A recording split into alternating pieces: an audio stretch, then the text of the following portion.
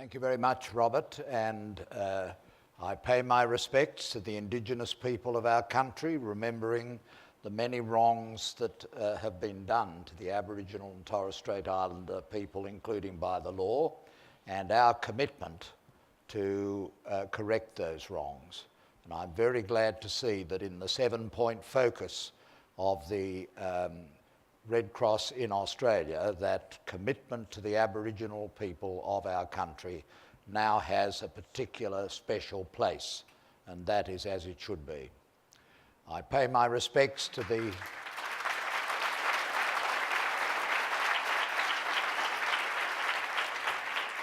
all of you present, to our guests from overseas. I hope that their visit to this country, which has the potential to be a truly wonderful example to the world of a multicultural, multiracial society which operates under the rule of law and with respect for the human rights of everyone.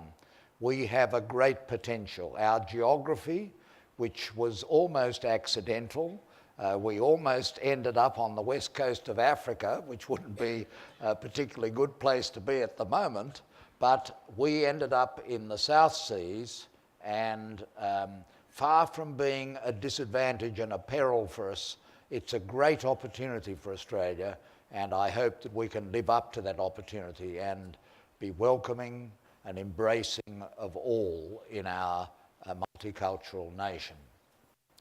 And I pay respects to all of you present, citizens of Australia who work for the Red Cross, who are committed to its ideals, committed to the principle of independence, impartiality, neutrality, helping people almost with no questions asked, just being there to be of assistance to those in dire need. And it's appropriate that we should think back to this very time 100 years ago, a few weeks after the beginning of the so-called Great War, and the way in which Australia established as the Australian section of the British Committee for the Red Cross, the beginning of the Red Cross in our country, and how over a century we have built it from strength to strength. How in the Second World War it became by far the biggest charitable organisation in our nation, with 500,000 people working for the objectives of the Red Cross. If you translate that into the population then and the population today, that would be like having 2 million Australians engaged with the Red Cross. It is a wonderful record, and many people around this continental nation love the Red Cross. It's not just something they admire, it's something they love. My partner, Jan, is a contributor, and he loves the Red Cross, and he told me to say he loves the Red Cross. So I've discharged my domestic duty.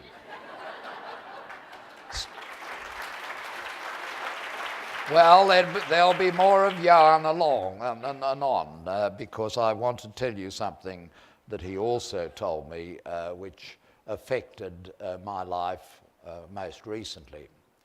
Now, when I was growing up in the immediate close of the Second World War in Australia and attending the North Strathfield Public School, the infant school there, and attending... Is there someone there from North Strathfield? But can you sing the old school song? Let us march in unison, let us do our best, face the world with eagerness, willing to stand the test. Well, I think that's enough of the old school.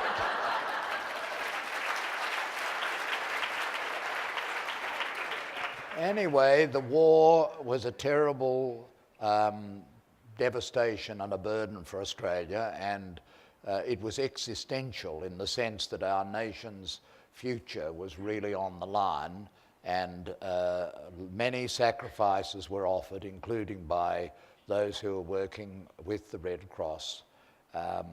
And I have three very vivid images that are burned on my consciousness from that time. One of them was an image of a motorcade going past the school on Concord Road, North Strathfield in Sydney. And in the motorcade, I knew that there was a very, very important woman. And I now know that that very important woman was Eleanor Roosevelt. She was going along past my school, and we, the children of the school, were brought out and sat on the footpath and the gutter to see this great lady go by. And we waved our flags, and she was going to the Repatriation General Hospital at Concord, which had been built with American money for the American soldiers who were fighting in the Pacific with Australians to defend this country in its existential threat. And the second image I have burned in my consciousness from those times was the image of the photographs, black and white, grainy photographs, later reinforced by images on television, or film and television, of General Eisenhower arriving at the concentration camps in occupied Europe. And he had that very peculiar look on his face, for a soldier, a look of sheer disgust at what he was seeing. The concentration camps discharging their human victims, most of them emaciated, starving, people who had been to hell and had just survived coming out. And the same image of General Montgomery opening Belsen, which was in the British zone. The look of these hardened soldiers who had been commanding millions of troops, of disgust and horror. And that was not only burned on my consciousness, it was burned on the consciousness of everyone of my generation. And it is from that that the great effort of the United Nations came about, and the great effort of the Charter of the United Nations and of the principle of universal human rights, that people must never again suffer in such a way, that people's human dignity and their survival should never again be put in that situation. That universal human rights, which was committed to a committee under the chair of Eleanor Roosevelt, should be a new standard and principle for our world. And the third image that is a remnant of those times for me, and I'm sure of anybody else who was living at that time, is the image of the mushroom cloud, the image of the nuclear bomb, the image of the explosions over Hiroshima and Nagasaki. The memory of that fearsome cloud I will never forget. And all of us were taught, never forget Hiroshima and Nagasaki. Never forget the 150,000 who perished in Hiroshima and the 80,000 who perished in Nagasaki. Civilians, indiscriminately killed. Never forget the 500,000 who subsequently were the victims of these two massive explosions. And we were torn. I have to say to you, we were torn. The explosions had finished the war. I got a medal. My father said I kept my first shilling, but I've kept the medal VP Day, Victory in the Pacific. We got a medal when the war finished, as it did so soon after Hiroshima and Nagasaki. So we in Australia were torn by the fact that the explosions had finished the war, had removed the existential threat to our country, but we knew that something really dreadful had happened. And that something is burned on my consciousness by the image of the mushroom cloud. And somehow over the years, since 1945, we've done many good things in our world, but we have tended to turn away from the mushroom cloud. We have tended to think this is just too difficult. There's nothing we can do about it. Nothing we can do can stop nations possessing these awful weapons. And I pay a tribute to the International Red Cross and Red Crescent movement, because of all the international organisations at the moment, you are at the helm of the struggle to put that image back in the forefront of the minds of humanity. Because if we don't respond effectively to the peril of international nuclear armaments, then we needn't trouble too much about everything else, because we will be left to the cockroaches. This blue planet, this beautiful orb, this magnificent, wonderful place will simply be left to the cockroaches, and humanity will be destroyed. So, where are those images today? Well, the image of Eleanor dashing past to the Concord Hospital and the Universal Declaration of Human Rights, it's a beautiful document. We were given a copy of it. I went to the Summerhill Opportunity School, which is a system we have in New South Wales, and I was streamed into that school, and every child in that class got from Mr. Gorringe, our teacher. Don't know his first name. We didn't know their first names in those days. Mr. Gorringe gave us all a copy of the Universal Declaration of Human Rights. It's a beautiful document, and it's important that it should be given to all school children in Australia. That could be a project of the Red Cross in Australia. Give every child in every school, public, private, Catholic, they should all get the Universal Declaration of Human Rights. If we can't have our own human rights instruments in our Constitution or our own human rights charter, let us all have the Universal Declaration of Human Rights drawn by a committee under Eleanor Roosevelt. And that declaration starts, all men, it's in the language of 1945, are born free and equal, endowed with inalienable rights. A wonderful notion. And it's essentially the notion that is the cement that binds together the two great international movements. They are not inconsistent. I insist they are not inconsistent. The movement for universal human rights and the movement of universal humanitarian law. Human rights and humanitarian law are an integrated package of peace and goodwill and humanity and survival and dignity in our world, on our planet. And so out of the distaste of General Eisenhower and General Montgomery grew the Charter. The opening words of the Charter of the United Nations state the principles on which the new organisation would be founded. They're very simple. They are three: international peace and security, universal human rights, and international economic equity.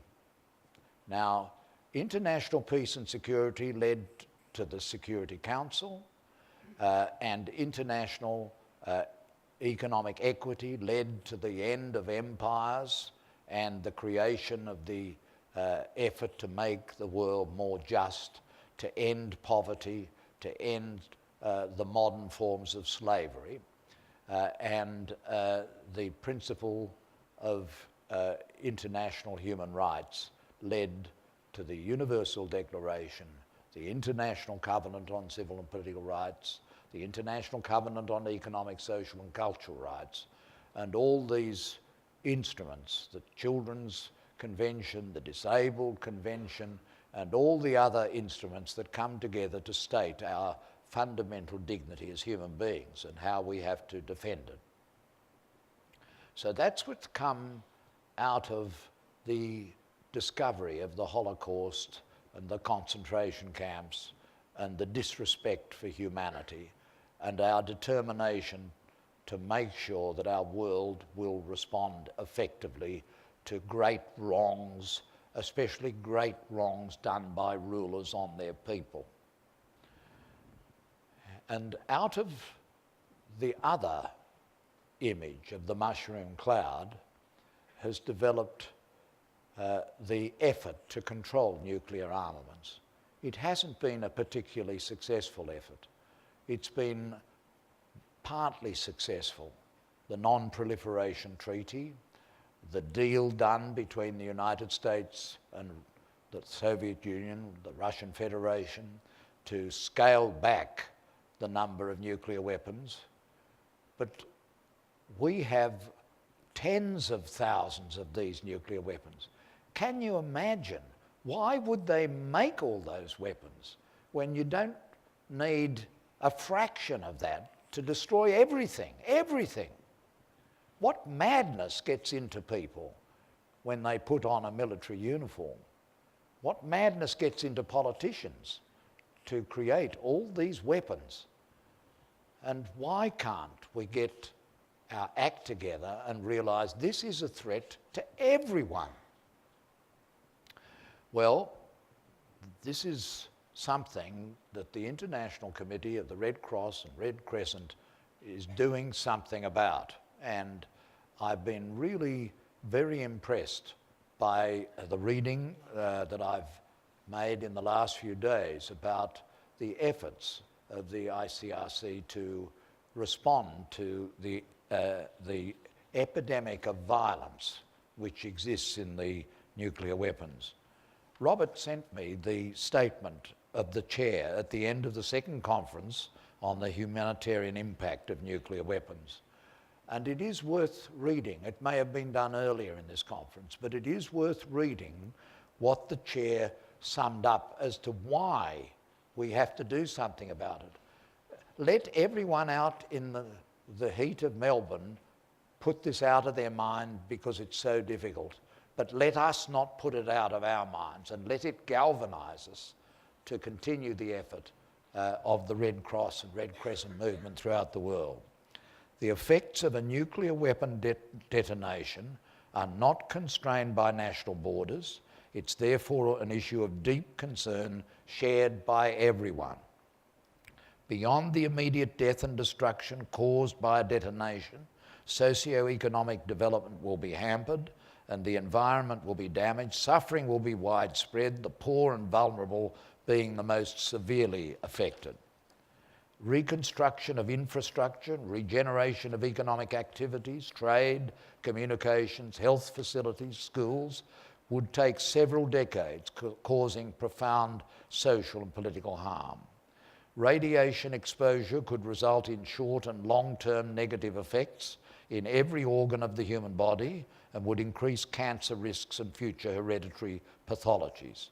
Today, the risk of nuclear weapon use is growing globally as a consequence of proliferation, the vulnerability of nuclear command and control networks to cyber attacks and to human error, and potential access to nuclear weapons of non-state actors and in particular terrorist groups. And as more countries deploy more nuclear weapons on higher levels of combat readiness, the risks of accidental, mistaken, unauthorised or intentional use of weapons grows significantly. So these are just the basic facts. And in the back of our minds we know these facts, but what are we doing about it? What are our politicians doing about it? What is the world doing about it? Well, I'll tell you what the world is doing about it. The world is witnessing the growth of derogations from the Non-Proliferation Treaty and more countries becoming nuclear possessed, and not all of those countries are quiet and peaceable nations at peace with each other and under the rule of law. Some of them are violent and dangerous countries, and one of them I have come to know well. The other images, the image of Eleanor and of the Universal Declaration and the distaste, is witnessed in the efforts of the United Nations to create effective instruments of international supervision and inquiry to respond effectively to the people who are suffering from the oppression of totalitarian rulers. And last year, I was asked to act as chair of a commission of inquiry of the United Nations on North Korea. I accepted the appointment, and at the time I was asked, I was in Europe with my partner Jan. And Jan said to me, because we were near Prague, he said to me, "I've got to show you something." And I said, "What do you want to show me?" And he said, "Just wait, I'll show it to you." And so we drove about 3 hours out of Prague, and we drove up towards the German border, which was where we were heading. And we came upon a town which should be remembered by everyone in the Red Cross and Red Crescent movement, Terezin. And Johan said to me, "This was Theresienstadt." And my memory cells conjured up the image. This was one of those concentration camps. This was one of the places that General Eisenhower and General Montgomery visited. This was Theresienstadt.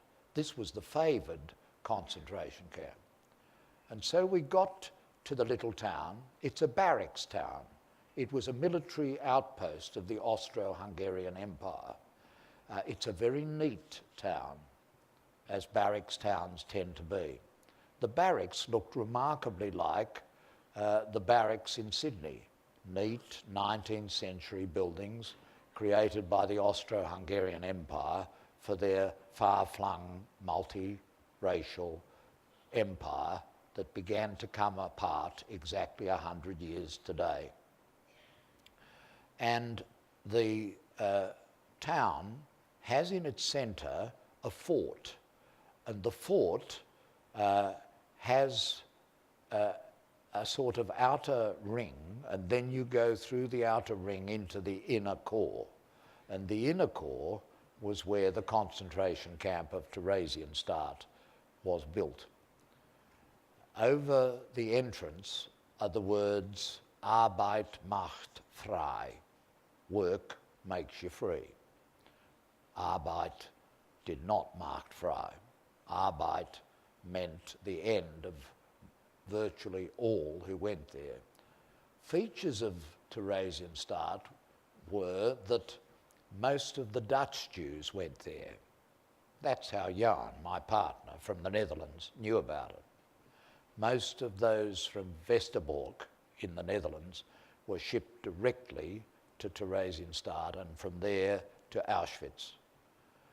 And anybody who had an Iron Cross First Class, Eisenkreuz Erste Klasse, Adolf Hitler had an Eisenkreuz Erste Klasse, and he respected anyone, even a Jew, who had an Iron Cross First Class. So they were sent to Theresienstadt for a little respite, but it was never a full respite. It was an interruption to the journey. And in 1944, after D-Day, Himmler contacted the International Committee of the Red Cross because there was beginning to be a lot of very uncomfortable words about the concentration camps. And he invited the Red Cross to send a delegation to Theresienstadt. And so a delegation was summoned. It contained 3 leaders, one of whom was the head of the Danish civil service, another of whom was a senior Swiss member of the International Committee of the Red Cross, rumoured as being favourable to Germany. And another was a person who was the Danish head of medical care in the foreign ministry.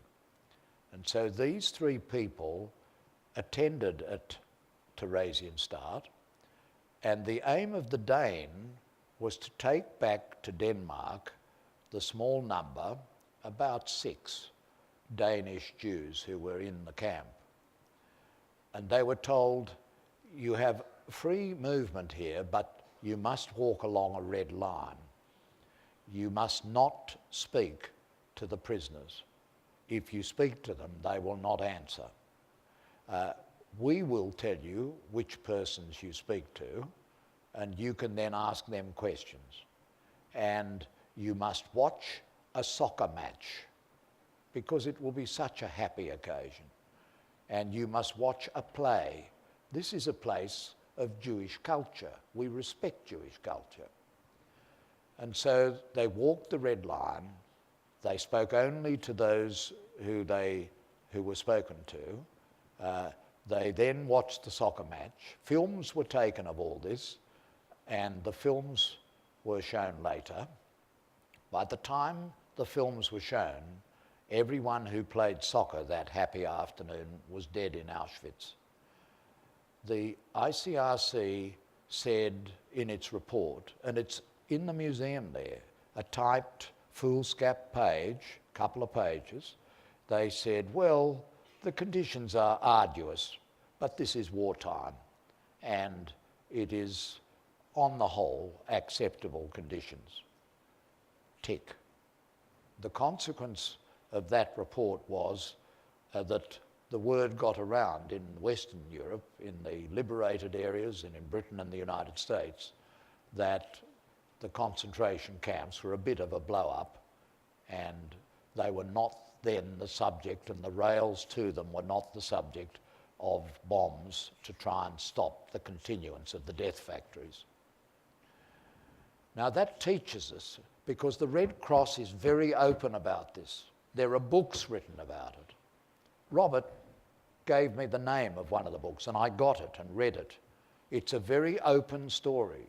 The Red Cross is transparent about it, and I don't tell you this story to make you disillusioned with the organisation to which you give your heart and your effort, but it's a warning to all of us.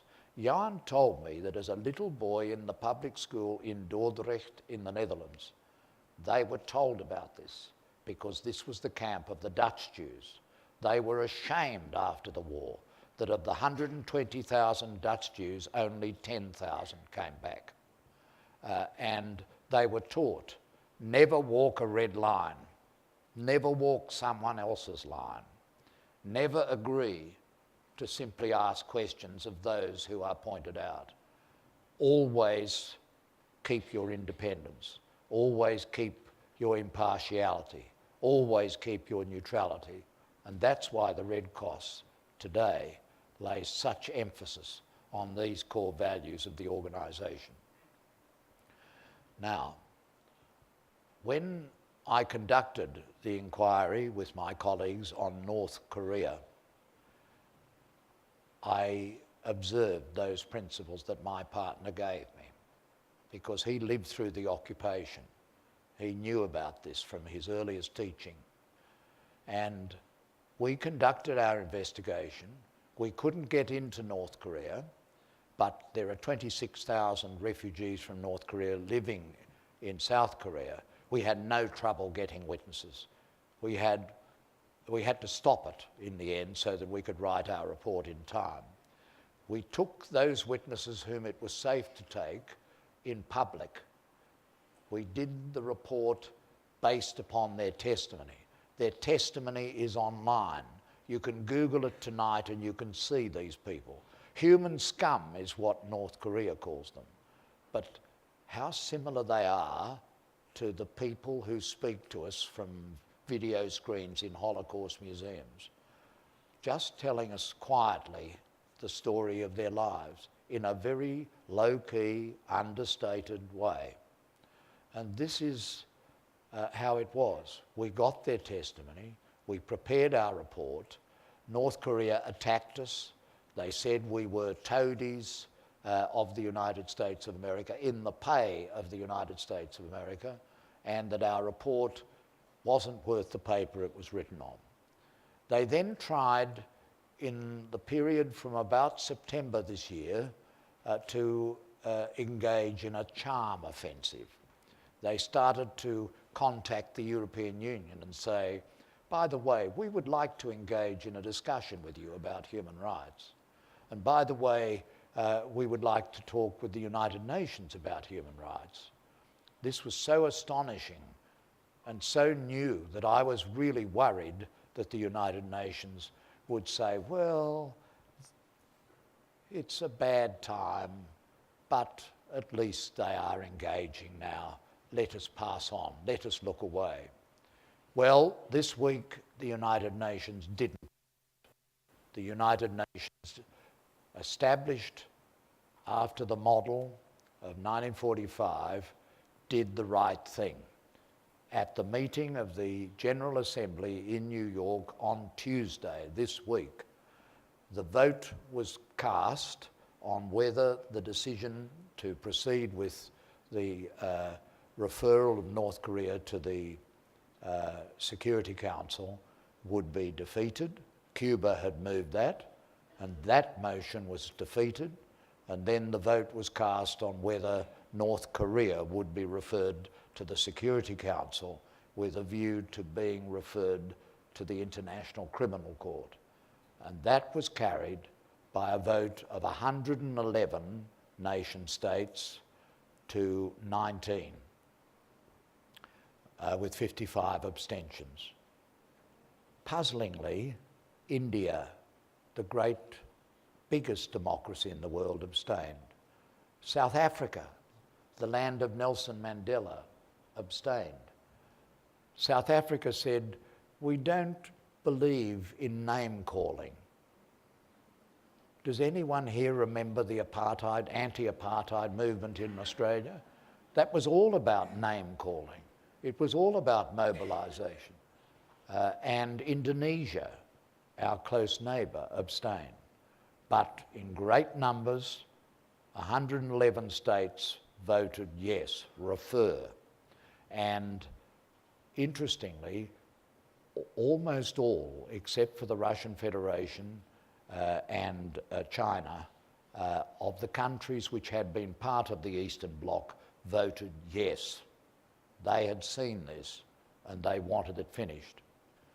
And so now we will have to wait and see what happens when the matter gets to the Security Council. But everything that should have been done in the principles of universal human rights has been done. But is this dangerous? After the vote, North Korea announced that it was not going to continue its moratorium on testing of its nuclear weapons. It announced in a very belligerent statement that it was going to proceed. It did not feel the obligation any longer to not test nuclear weapons.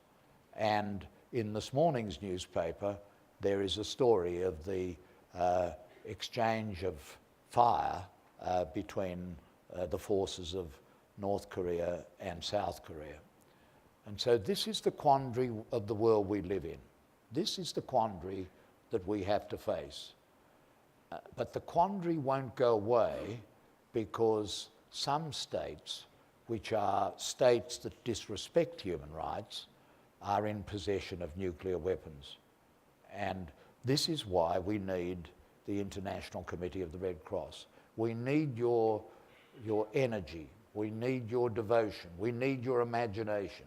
We need your willingness to challenge the complacency of our world and to take the steps that are necessary to get the politicians and the leaders to face up to the obligations that the dangerous possession of nuclear weapons presents. And so as you finish this conference and we all go our separate ways, I think it's important for a message to be sent loud and clear to the international and national organisation of the Red Cross and Red Crescent. Stay the course on the principles of non-proliferation of nuclear weapons. And by the way, add to this the search for solutions to drones, because drones, which are, I know, under study in the ICRC, they are the next great weapon that imperils humanity. And so things are complicated. The world is getting more and more complicated. The technology is very complicated. But down there on the blue planet Earth is you and me and our loved ones and our families. And the binding force that joins together humanitarian law and international human rights law, I've always thought, is love for one another. I think it's the fact that we can think of somebody up there in North Korea, just an ordinary person, starved during the recent famine, suffering under totalitarianism. That's just another human being with a right to life and a right to enjoyment and happiness. And that's what binds together universal humanitarian law and universal human rights law. And it's not just love of people like ourselves. That's a very important message. It's a love of Islamic people. It's a love of gays. It's a love of transsexuals. It's a love of women and of men. It's a love of people of different race. It's a love of people far away and close at home. And it's because the ICRC is motivated by this strong sense of love that it is such an important organisation. And I'm very proud that you invited me as an Australian citizen to come here to be at this closing session. Thank you.